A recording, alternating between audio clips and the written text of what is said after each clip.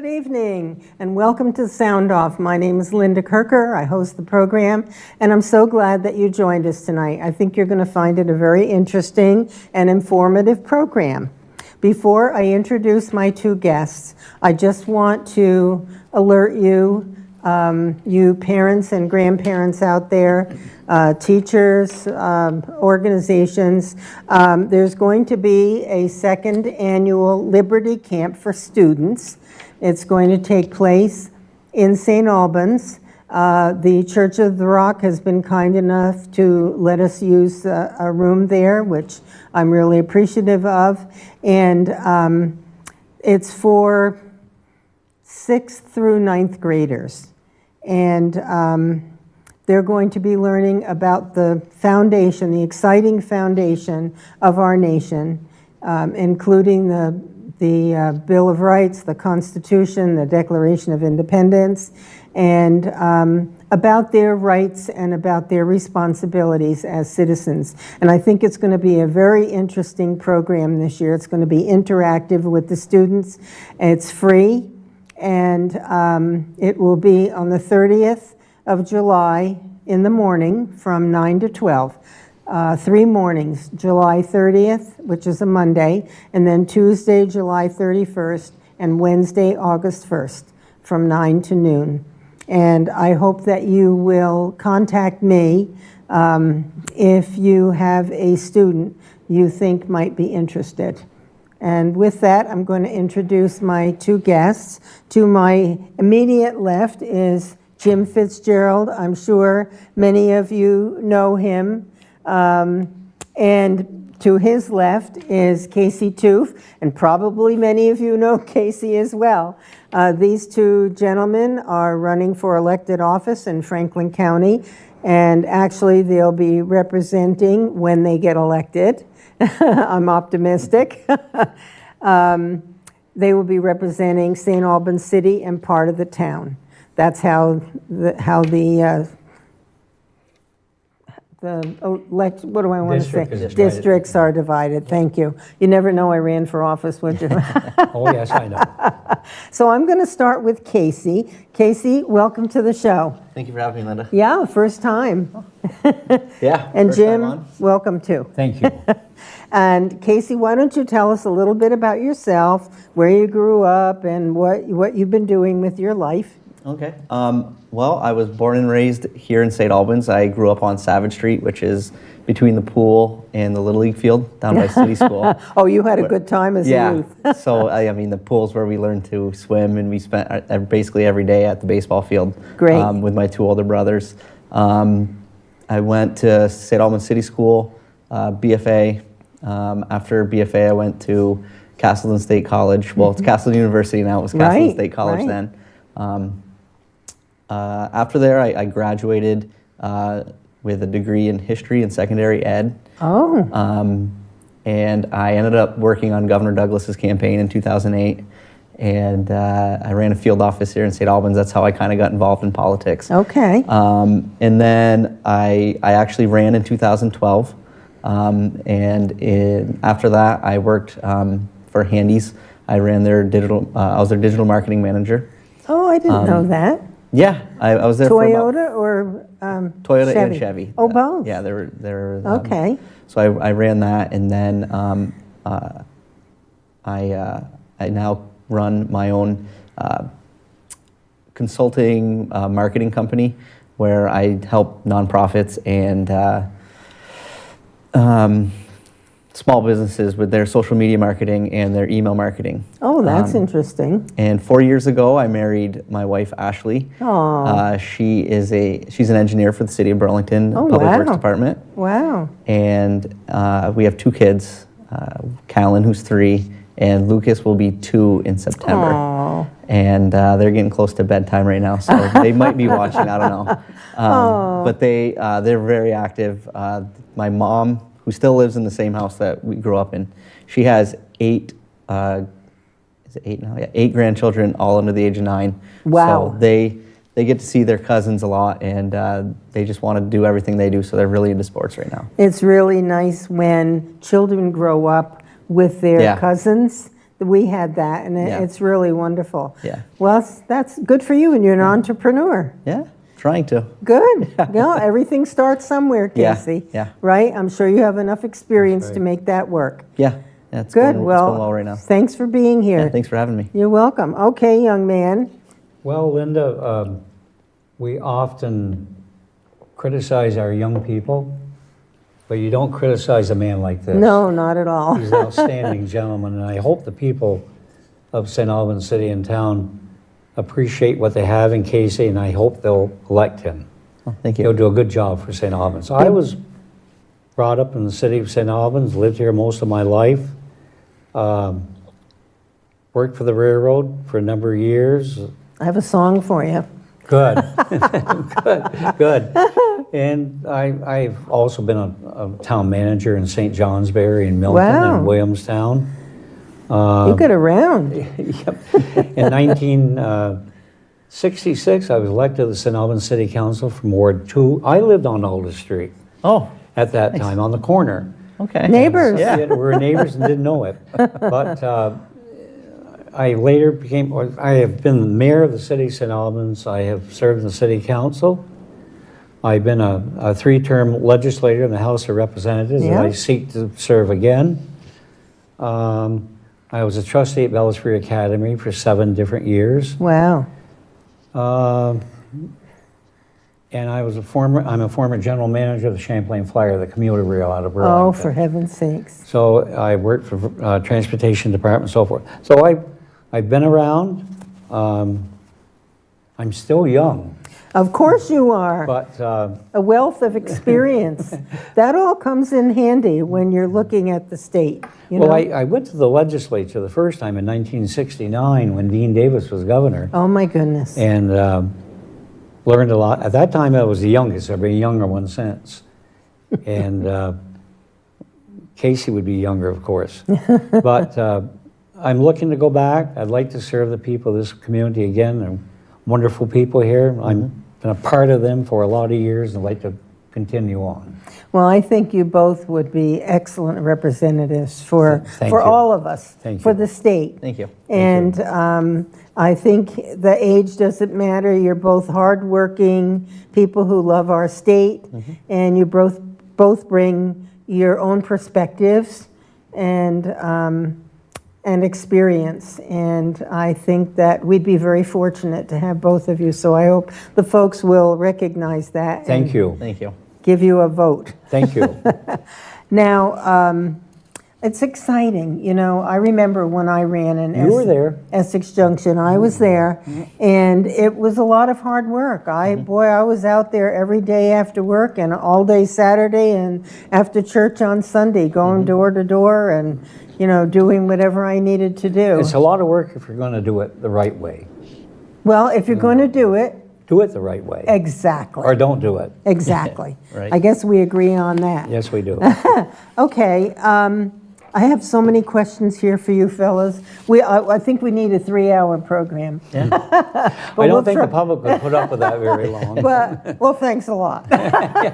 with us. Well, Yeah. no, we'll start with what are the primary reasons that you decided to run?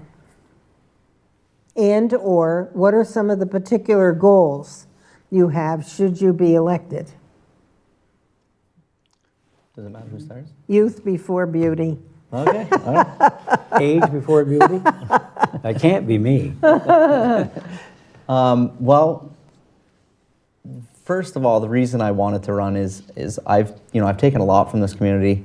Like I said, I went to school here. I used multiple sports programs. I'm on the planning commission right now. Good. And in the town, I see it able to make a change. I was talking to Representative Parent, who he's the current. He's going to be running for Senate. So there's a couple open seats. First of all, I want to thank him and Kathy for their service that they did. Kathy has done an excellent job. I think her commitment to this community is unparalleled. Yes. Corey is running for Senate. I think that's great. One thing he told me is he did the math and he's voted no on $316 million in new taxes and fees. Is that in right? Just the last 4 years.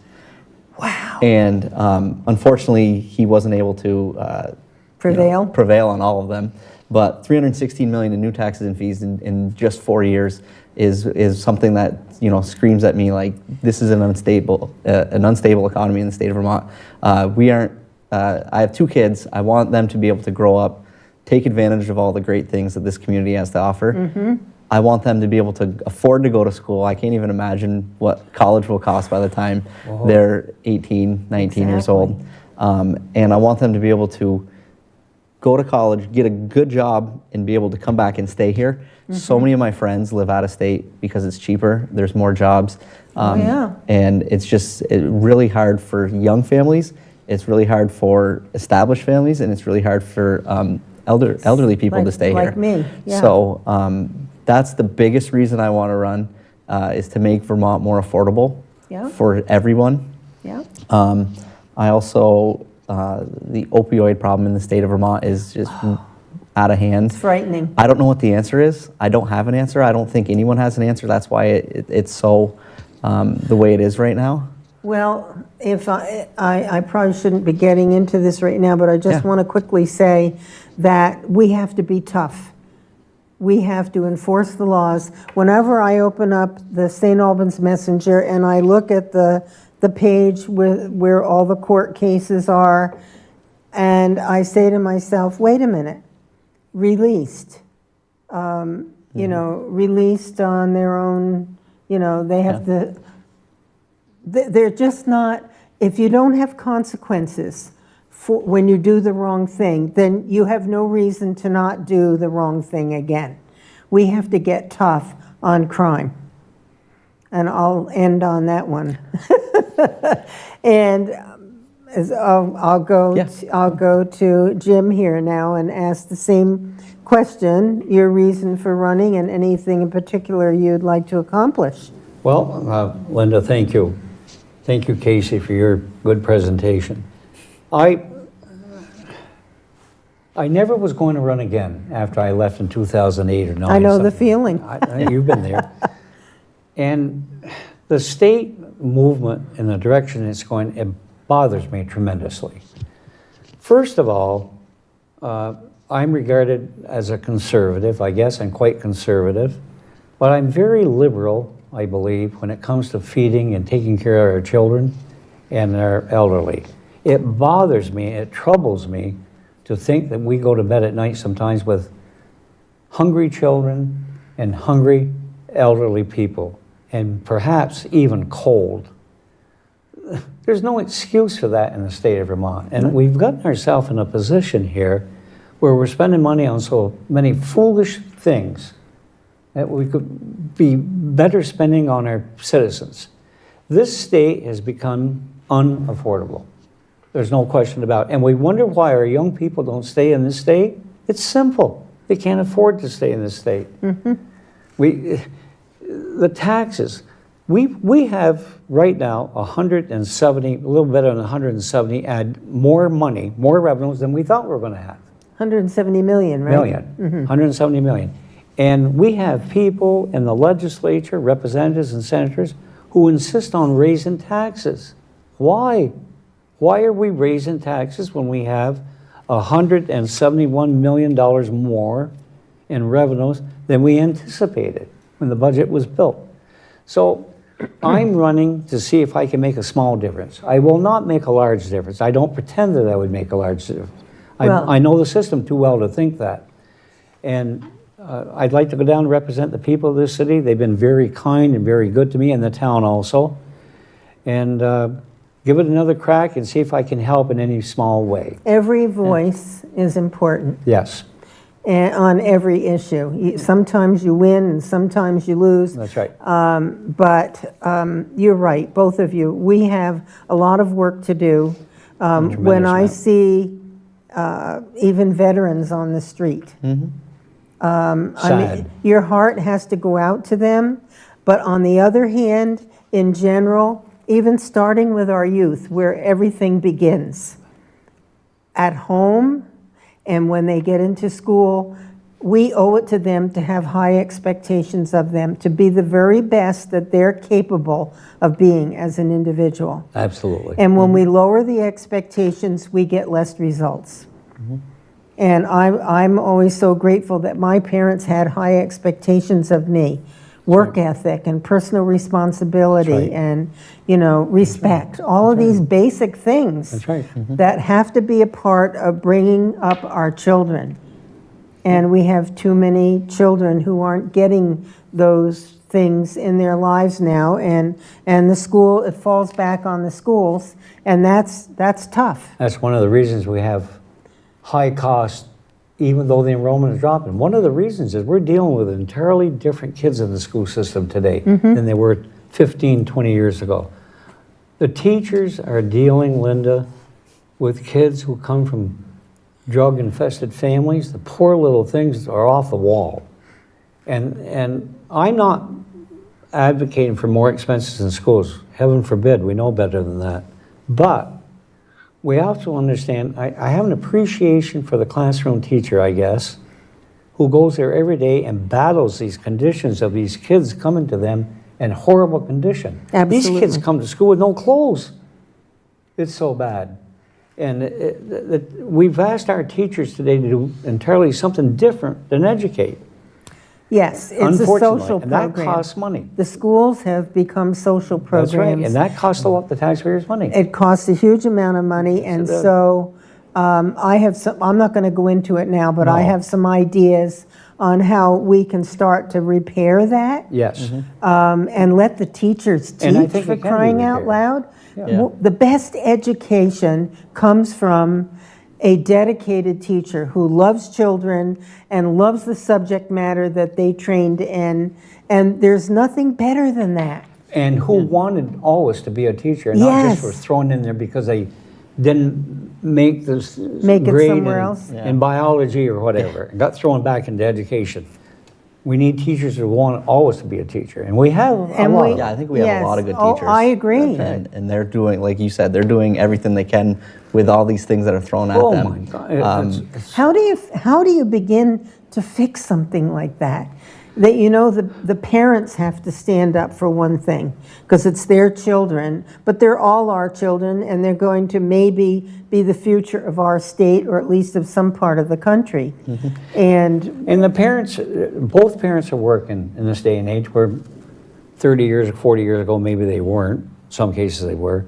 And when, a lot of times the kids get home, there's nobody there. That's not the parents' fault. They have to have two jobs just to support their family to live in this state. when I got to be like maybe in the lower, like 4th, 5th, 6th grade, my mom and dad were both working. I walked home from school, which was Yeah. healthy for me. It was quite a hike. We did. I had to go through a farm, actually, a cow farm, along the fence to get to my home. But it was good for me. And what did I do when I first got home? I fixed myself a little snack and I started on my homework. Yep, you did. It was discipline. We've got some problems. Well, We're going to be talking, I suppose, about education, the costs and ratios and so forth here in a few minutes. well, go ahead. No, I know that we've lost, what, 75, 76,000? I have, in I have. 1997, when Act 60 was enacted, Yes, we had 106,000 students in Vermont, K Yeah. through 12. yes. Now we have 73 to 75,000, something like that. We've lost over 30,000 students, Yes. okay? Yes. I believe I'm correct. Someone out there, if you know differently, please call in and correct me. I had The a- phone I heard number similar. isn't on the screen yet, but I'm We sure. spend 1.6 billion to educate 76,000 kids. I know, and I believe that the per pupil cost in 1997 timeframe was about $10,000. That sounds about right. And now it's about 20, almost When I was 20,000. business manager in BFA, at BFA, it was in 1975, I remember it was 14,000 in 75. Really? Yep, because we used to bill other towns that sent kids to BFA. It was 1475, but it's much more than that today, no Well, question yeah. about it. Yeah. So did you want to chime in on that or no?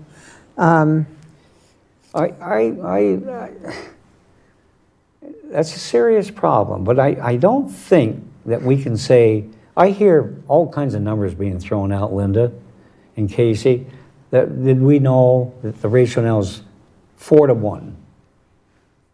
One teacher for every 4 students. That's simply not true. That's unfair to the profession, in my judgment. It's not that. Those numbers are generated with every licensed person working in that school. They're not classroom teachers. How many licensed people do you think there are I other don't think than it's the a great teacher? impact, but it's some impact. You've got guidance counselors in that number. They're not in the classroom. School nurses, not in the classroom. They're licensed people. So it throws that out of whack a little bit. Not tremendously. I don't mean to imply that. I'm saying that I realize the cost has been up there. We've got to do something about it. Yep. And it's got to be done in the legislature. We can't sit here and blame the governor for everything that happened in this go-around which we're going through right now. The legislature sits there year after year and doesn't do anything about this problem. They talk a good game. They Yeah. don't do much about it. Well- You've got to understand that the fixed costs don't go away. When you lose 10 students next year, and we're losing the average about 3 a day, Right. when the ratio, the enrollment drops at Bellas Free Academy, as an example, in St. Albans here, the expenses don't all leave. You still shovel the sidewalks, you still plow the driveway, you still mow the lawns, you still have a power bill and a heat bill. Those costs don't disappear just because Judy, Mary, and Johnny left the school. So I wish we could elaborate a little more when we talk about that. I don't want to blame the schools for everything that's troubled in this state. But there have to be ways to combine classes. Do you have something to say on this? No, I mean, I can chime in and you Go ahead. get your point across. Go ahead. I'm under the mindset where I don't think throwing money at something is going to make it better. I We can agree. look at all these numbers and, we spend 1.6 billion. Are we spending that efficiently? I know the cost when No, I we're was not. in school versus now, it does cost a lot more. The cost of living has gone up. So, teacher salaries are a little bit more. Technology, every kid walks around with an iPad or a computer. I think they ought to park those at the door. They're excellent tools though. You can use them as long as they're being used. I've been in some classrooms and you have a good teacher that is very efficient on it. They block unnecessary sites or games on them, so they can only access what they need. So there are really good tools. It is the future. Kids are doing things now that we weren't able to do. So it is going to cost more, but how are we spending it? We can say numbers, I hear, oh, it's cost too much, it's this and that, but we don't even know, what are we getting for it? We're treating schools in St. Albans the same way we're treating schools in Stowe, that we're treating schools in Bennington. Everyone's different. Every school's different. Their size of Not schools. one shoe fits all. No, it's not, and that's what the issue is. I think One in of state. the most productive schools, Randy Brock did a study several years ago. I believe it was the Montgomery School, a very small school. Yes. Those children were achieving like nobody's Yes, business. and they still are. I'm sure they are. They still in are. small schools like Franklin, they're doing well. They have some of the highest test scores in the Franklin's state. a great school Yeah, system. my sister-in-law teaches I there. think the they're doing. supervisory unions are out of whack. Oh, I think, you know what, in New York City, millions of students, one superintendent for the whole of New York City.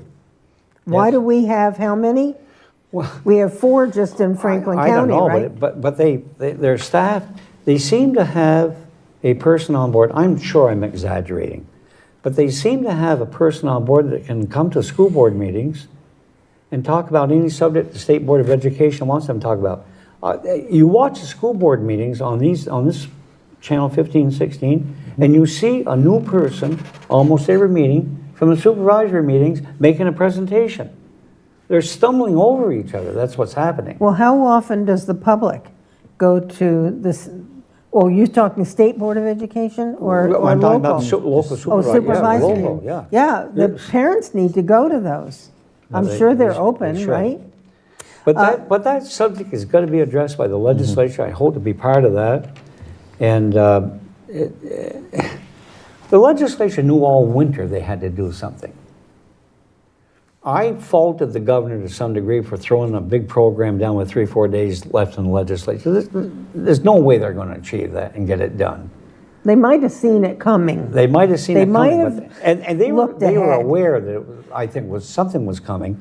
The governor, in fairness to him, may have been waiting for them to do something, and then when he saw they weren't going to do anything, but it's got to be a joint effort between the governor and the legislature. They've got to work closely together and forget this foolishness of fighting. The Vermont taxpayer is paying for that. Okay, we've worn out education. Yeah. So what about the carbon tax that's been proposed? We have a new name for it. It's the Essex Plan. Oh, that's The right. Essex Plan. That's so right. we don't think that that it's disguised as a That's tax. because it came from one of the legislators in Essex, right? I'm not sure I'm how we pretty got the sure. name, I could be wrong, but I'm pretty sure. but that's a huge issue, and that's going to have a huge impact not only in the state but Franklin County and St. Albans. How many people here commute to Burlington every day? How many people here are struggling to pay their heating bills in the winter? And you go and they talk about you find efficient ways, and my house is efficient, but then you throw a tax on it. It makes me wonder why I live in a house with natural gas that's going to get taxed. I heard a number, it was going to be something like 23 cents or 32 cents a gallon. Yes. Which would devastate my family. My wife wouldn't be able to drive. She drives to Pine Street in Burlington every day. That would put such a toll on our car. We're already paying enough as it is per gallon. $3? Yes, you are. It cost me $3 a gallon. $50 to fill my Yeah. gas tank. Yeah, and we're talking already like, maybe that's the goal to get people in energy efficient cars, but It's not gonna work with It's me. not going to work with everybody. Not everyone's going to be able to afford it. Not everyone has the credit to be able to switch the car. I don't think We're it's something exporting gasoline in this country. Get out of my car, get out of my house, get out of my yard, get away from my appliances, which now they want to control what kind of appliances you can have in your home. Yeah. Give me a break. I mean, Where's the freedom? There is. I choose to grab or buy energy efficient appliances because it saves me money. Good, Not because that's I'm your mandated choice. to. That's my choice. That's right. And I can't choose to not have my wife work in Burlington. She's got an excellent job. She does a great Sure. job there. Sure. We can't move closer to Burlington because it's too expensive to live in Chittenden County. Talk about the cost of If you living. think people are leaving this state now, wait till we have a carbon tax. Yeah. And it's You'll not, see young people fleeing this place. and it's not just gasoline, it's oil, it's natural gas. Natural gas. It's It's everything. it's everything. You know it would what? devastate this Can't community. do this. Vermont, this is all the EPA and all of these do-gooders, I call them, they think they are. Vermont is one of the least carbon emitter states in the country. And you got to think, we are conscious of that. We are the Green Mountain State. We rely heavily on tourism. Right. Like we understand. I think businesses and people understand. We have a caller. Welcome to the show, caller. What's on your mind tonight? Well, I got to turn my TV down first, so that way you can hear me. Yes, you do. You should know better. How are you doing tonight? Oh, great. How are you? I got a question for those two candidates. It's in reference to there should be two-tier wage. What I mean by that, a minimum wage for kids that are still in high school, minimum wage. Anybody at graduation from high school should be $15 an hour. I'd like to get the input from both of these gentlemen. Thank you very much. I'll get off and listen. Thank you. All right. I know what I think, but I'm going to wait and hear what you two have to say. I didn't really catch the full Okay, question. he thinks that the caller thinks that there should be two different wages. Okay. One for high school students, et cetera. And then when you're out of high school and you're working in another capacity, then it should be $15 an hour versus 10. I mean, I am not a supporter of a $15 minimum wage. That's the first thing I want to get out there. I've talked to many local businesses. The issue with that is you will end up hurting those that you're looking to help. $15 minimum wage is great, and people say it's going to immediately have an impact on the economy. People have money to spend, but the issue is small businesses won't be able to afford it. They'll have to cut costs by cutting employees. Yeah. There's issues of if someone's been there for 10 years and they're making 15, are they up for a promotion or some kind of price increase? So that falls back on the employer. If you've been to McDonald's here recently, I don't know if you have, they have a kiosk now where you make your order. They don't have Sure. cashiers, so what happens is these jobs can be automated, and you'll end up losing No jobs that way. insurance to pay for?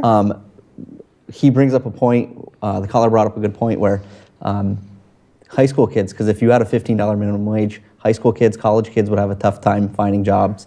And I think it would just be devastating. Every single business owner that I've talked to is against it. They oppose it. They don't, they see the dollars and cents. The issue is we have a lot of small businesses in the city and in the town. Mostly. And they aren't able to afford it. Who can afford it? Maybe bigger businesses.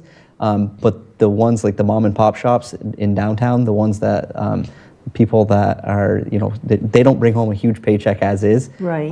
And that'll fall on their backs. And I think that's going to be tough. I think you have a good point. Yeah. What about you, Jim? First of all, I don't know where $15 an hour came from. Who Thank threw you. that out? Bernie Sanders? Probably. But I don't know if it should be $15 an hour, $45 an hour, or $130 an hour.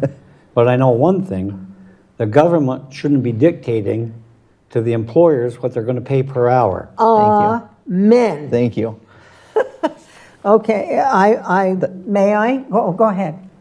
Yeah, you can go on. It's just it's a really big issue with that. I hear people saying, oh well, like Jim said, where's the cap? $100 an hour, $200 an hour? I don't know what it should be. And people are. And the proponents of the 15 don't know what it should be either. No, most of them.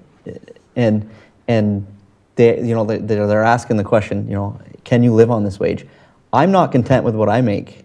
I work harder to make more. Everyone should Exactly. want to work That's the harder to make more. motivator. That's Yeah. right. So You're right. do we need to help those? Yeah, I think there are people that need help finding jobs. But if you set a $15 minimum wage, those jobs won't come in that we're looking to attract because other businesses will say, no, it's too high. It's too high. Keep the government out of it. We're taxed too high, and we can't afford the employees that are going to work there. It's The not other thing sustainable. is, we're looking for businesses to come to Vermont. Yeah, exactly. And if they learn that they have to pay $15 an hour for a starting pay, they probably won't come. No. So we're defeating ourselves. I wrote a little note here about livable wages, very short. Yeah. Wages should not be forced by law.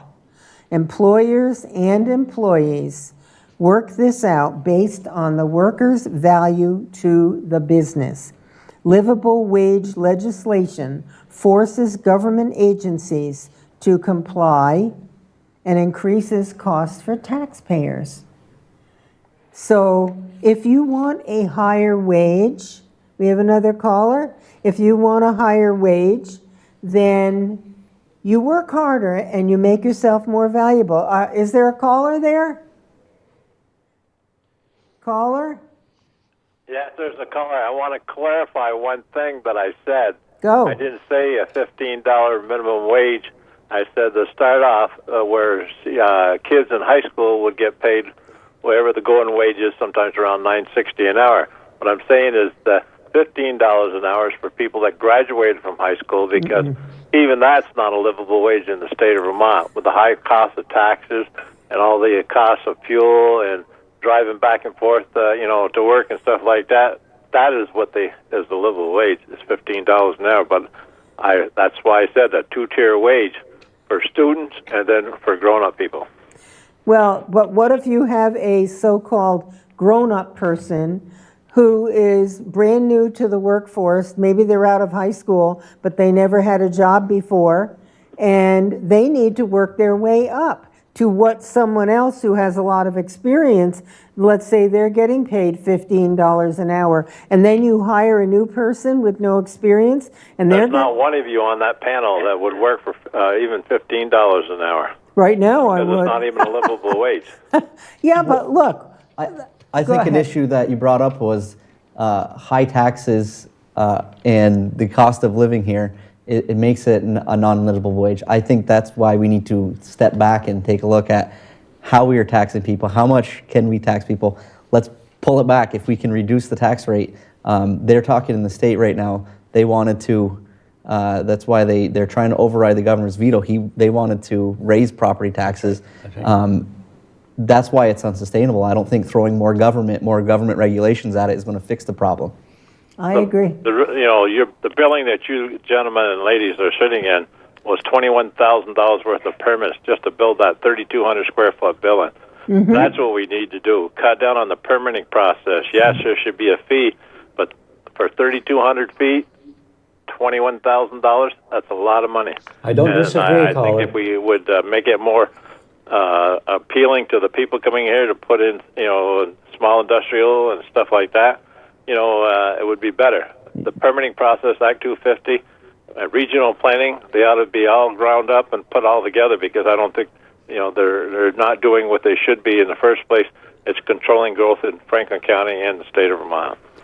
I think you're absolutely right. I agree, too. I don't disagree. I've spoken with some other businesses in my other job, going around talking to people, and there was a fitness gym in Essex.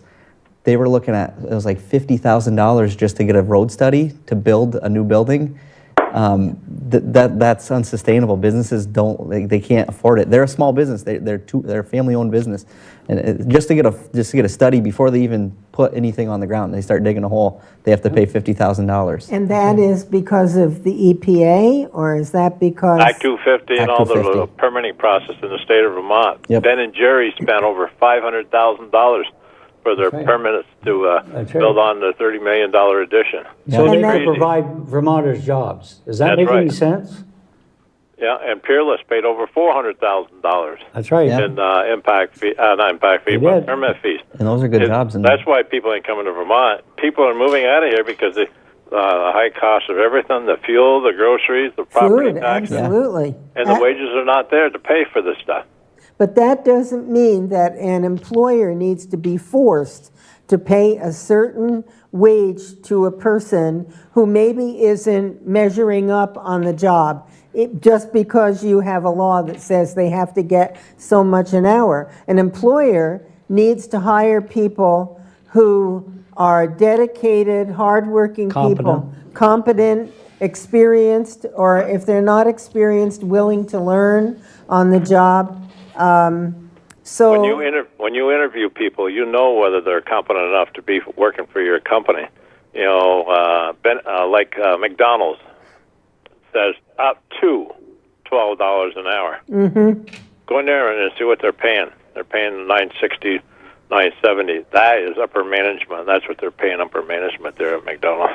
yeah. Today out there, they had 3 management people trying to show you how to use a kiosk out there. But until we get off our duff and start bringing good, clean work into the state of Vermont and Franklin County, that's why 56% of the people in Franklin County are on social services. 56? 56. That's what I was told. Whoa. That's half the population. I was aware that 25 to 30%, the last I knew, of people in Vermont were on EBT cards or Medicaid, but I would like to know what that number is today. And can you tell me, any of you tell me, if a person is on Medicaid or getting EBT cards, does that mean that they're getting the whole line of support, like housing? And No. no, not necessarily. Okay. Not necessarily. Okay. Okay. Could be. We should help people that are on welfare to work. And if we don't start putting people back to work, there ain't going to be anybody to pay for the Social Security that the people that are out. Absolutely. It's a vicious cycle. Like It is. I told the students, work is a good 4-letter word. Yeah. And the only way you can trust a politician is you put them on a lie detector with a 220 line. That way you know you always get the right answer. Oh. Thanks very much. I had to call back. Bye. Okay, thanks for calling. Thank you. Take care. Okay, so what else? Do you have another topic? We have about 20 minutes left according to my watch.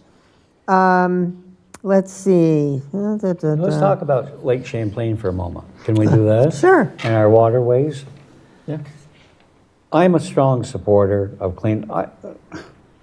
I'm so disappointed that we've wasted so much money on studies.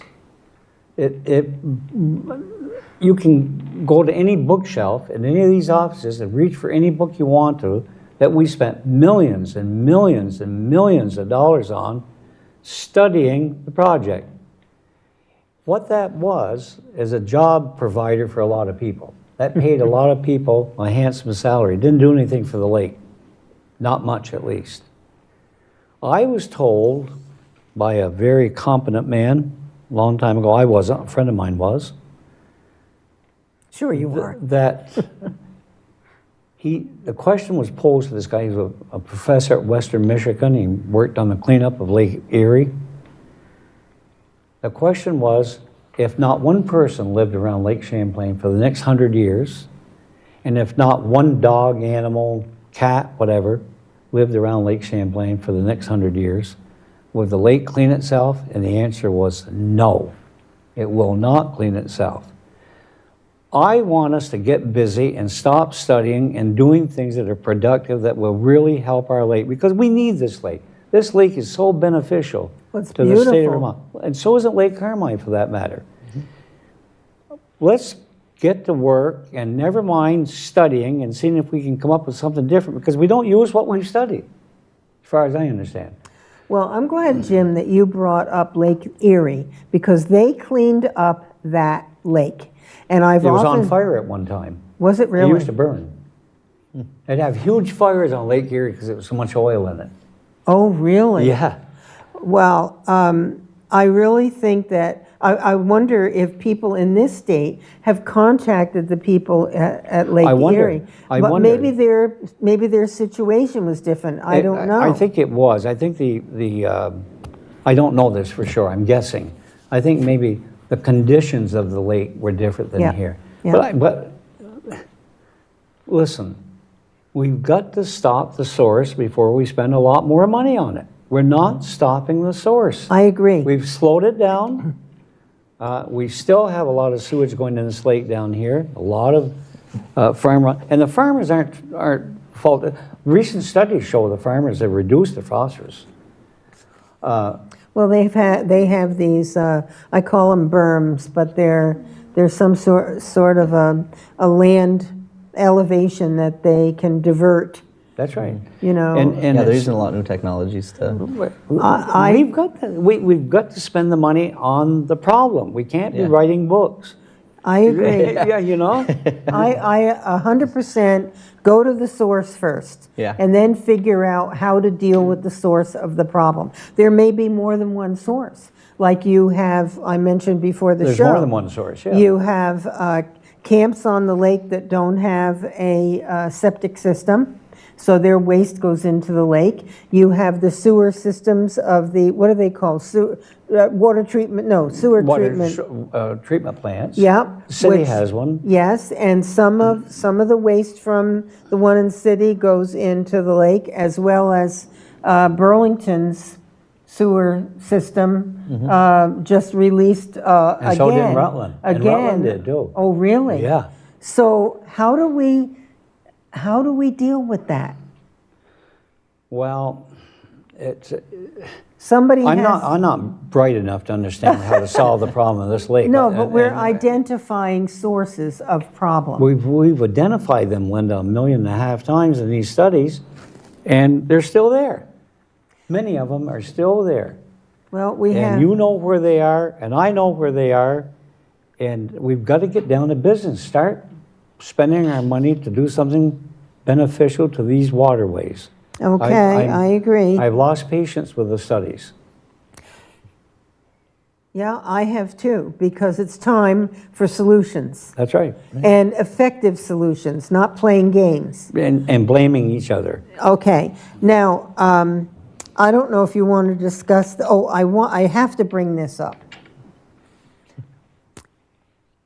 I would like someone in the legislature to introduce a bill to make English the official language of the state of Vermont. 32 states already have done that.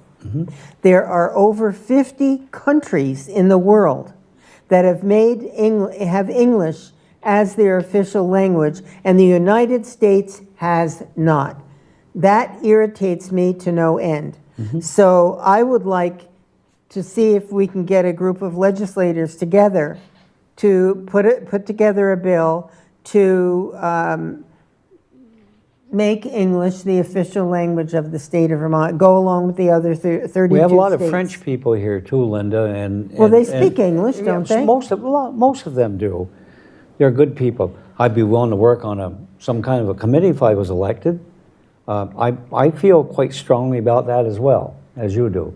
This is the United States of America. It's our language. That's right. It doesn't mean people can't come here. But But- learn as quickly as they can. Exactly. Exactly. There's a big benefit in that. I think learning I wish I could learn multiple languages as Me well. too. Learning, I wish I could speak French. speaking French, you can go across the border. right. Spanish is very Yeah, fast growing yeah, Spanish, yeah. in the United States, and Chinese would be great for business purposes. But there are a lot of other countries that are learning English because the United States kind of is leading the business world. So that would be, that I'd be would willing to work on a yeah, committee. Yeah. Well, why not? What would be a reason, not I to don't do know that? I don't know. It's a then. good thing if people come Yeah. here and speak other languages and to learn our language so that they can work or communicate with neighbors or whatever, the reason might be. Okay, that's one thing. Do you have something, I Second had, Amendment or anything? well, I have thought for a long, long time, and many people are opposed to this, especially those folks who have held off public office for a lot of years. I think we have to address term limits. Federal? State. State? The House and Senate. Tough thing to do, and you would have to grandfather those folks in now. It would probably have to start, if you had any hope at all of passing it, because people hesitate to vote against eliminating their own jobs. So I think you'd have to start with this election cycle right here, 2018. There's a problem with that. You lose a lot of experience. And that, to some degree, hurts your chances of passing. But I think it's healthy to have a turnover every 6, 8 years, whatever it is. I think it's healthy for the person that's there. I think it's healthy for the citizens of this state. And I think we ought to look into it. Not saying you're going to pass it in 1, 2, 3 It's years. an interesting idea. I haven't thought is. about it. Term limits are At the would state be, level. I mean, there are people that do complain, but Yeah. that we do have term limits right now. They're called election years. They're Well, every that's 2 years. true. And To some people degree it and is. people don't. I mean, they say they're not happy with how government is, and they're not happy with their taxes. keep yet electing them. people keep electing the same people every year. Yeah, I know. But yes, and when That's you, true. when you, There's a lot of truth when to you that. look at Senator Leahy, 40-some years, I mean, give somebody else a chance.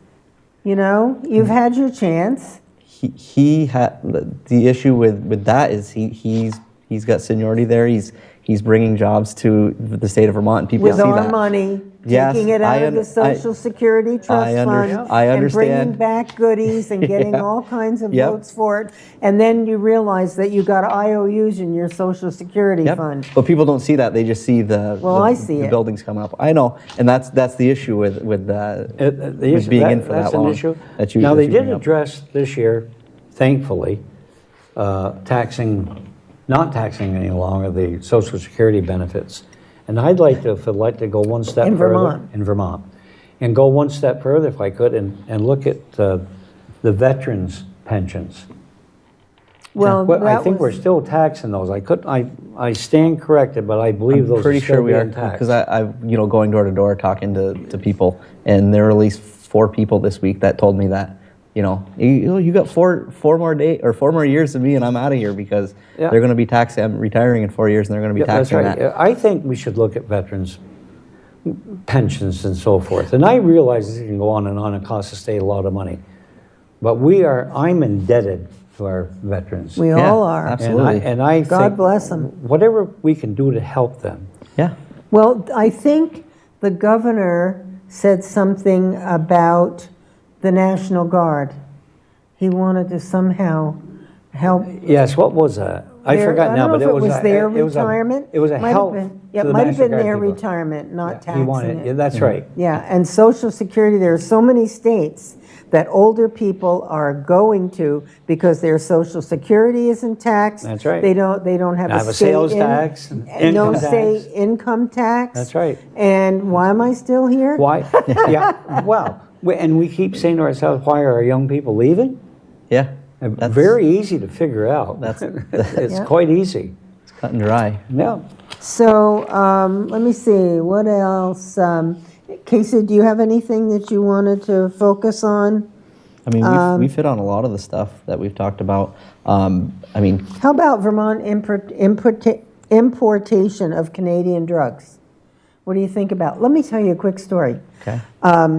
I was having a problem with my left ear, and finally, I wasn't hearing well out of it, and it was getting uncomfortable. So I went to urgent care at the hospital yesterday, and they flushed it out, and they gave me some antibiotic. Well, yeah, it was eardrops, okay, antibiotic eardrops. So I go to the pharmacy to pick up my eardrops, and the girl at the register rings it up, $220. 2 little bottles like this, okay? I said, what? I'm not paying that. I will not, $220 for 2 little things of eardrops? No, thank you. So she went to the pharmacist, and the pharmacist came back and she said, we're going to fix this. So what she did was she gave me the same prescription, at least the same medication, and it's for eyes, but it's the same medicine. And she said, you can use it in your ears, $20. I don't doubt it. Yeah. You have to stand up for yourself these days. You have to be an advocate when you go to the doctors, right. or if you have someone who's failing in your family, you have to be an advocate for them. Yes. I think the issue with that is the government's involvement with it is there's no checks and balances on it. You can have a monopoly on The this. FDA. Yeah. Most of the that's the people, problem. many of the people who are on the board of the Food and Drug Administration are prior leaders of pharmaceutical companies. Okay? I know. Yeah. So a who's joke. watching the farm? Who's looking out for the people? And Yeah. that's what you guys want to do.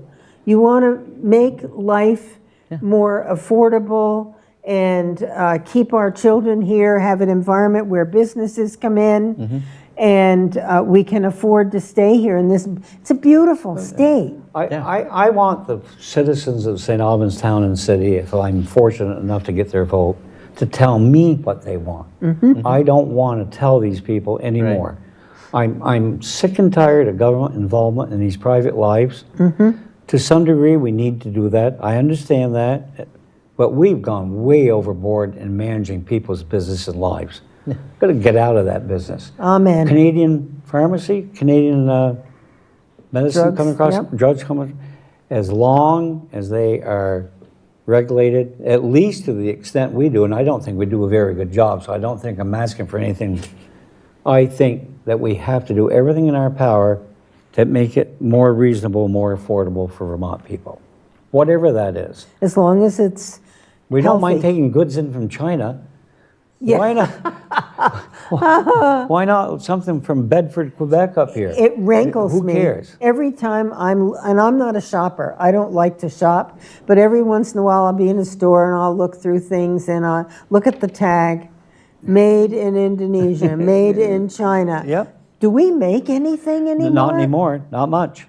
Not So much. with these new tariffs that the president is working with, Some of those can backfire too, I understand well, they that. can. They can, but maybe that will inspire manufacturers in this country to get up and going. They'll have a competitive edge, perhaps. Yep. Well, I think you're looking at it through, like, at a state level, you won't have that if you're if you have to pay someone $15 minimum wage and go across the board with it. It's not sustainable for New an economy. Hampshire. Yeah. So what's there, 7? Oops, 5 minutes we have left. Their wage is $7 or $7.50 an hour. That's their That's right. wage. So That's right. That's right. people who live at that side of the state in Vermont go over to where things are cheaper in New Hampshire. That's right. And Exactly. we're losing there too. On the border towns and so forth. Yes, so you're going to have a lot of fun in Montpelier, working on a lot of issues. And I like that you said you want to hear from the people. I'm sure you do too. Yeah. That's because we're the people you'll be representing. And you're open to hearing from Linda, us. I don't think anybody has ever done that as well as Corey has Absolutely. in his career.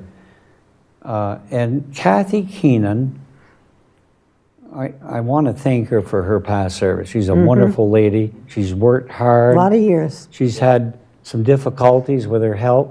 She was there every day, loyal, and I respect her deeply. That's great. That's great. She deserves a credit. Yeah, Yep. we have a great thing in the city, and that's in the Franklin 3-1, and I feel like Jim and I will be able to Good team.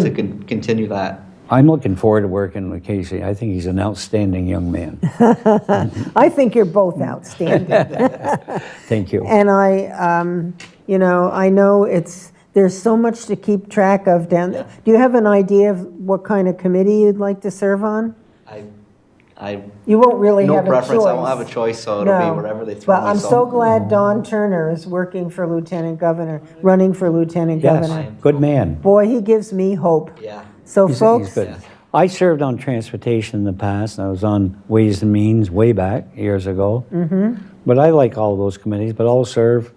Wherever they we put will you. not get favorable assignments. no, Right. no. Right. That's expected because we have a Democratic Speaker of the House. Understand that. You Yeah. know, when I first went to the legislature, there were 43 Democrats in the House. Is that right? Out of 40. 150? 40, just the opposite of what it is Wow, today. There wow. were 43. I was one of 43. Yeah, well, the Democrats definitely have the reign. They're doing what they want to do, and there's nothing we can do about it. No, not much. Except to be vocal to the voters and to let them know what's going on. And until they elect more Republicans to provide more of a balance, we're going to get more of what we've gotten. They don't work for us. We work for them. That's right. So anyway, I want to thanks Casey. Best of luck. Thank you so Best much. of Thanks luck. for having Thank you for having Thanks, us, Jim. Linda. Thank Best you. of Enjoyed luck. the show. It's a good show. Well, thank you. I enjoy doing it. Folks, I hope you enjoyed the show and got to know these two gentlemen better, and I hope you will support them both. They're great candidates. With that, I will say good night, and next week, not tomorrow night, next week, I'll have another great show for you. Lots of good stuff coming up. Yes, we'll be back. Good night. Have a great week. Good night.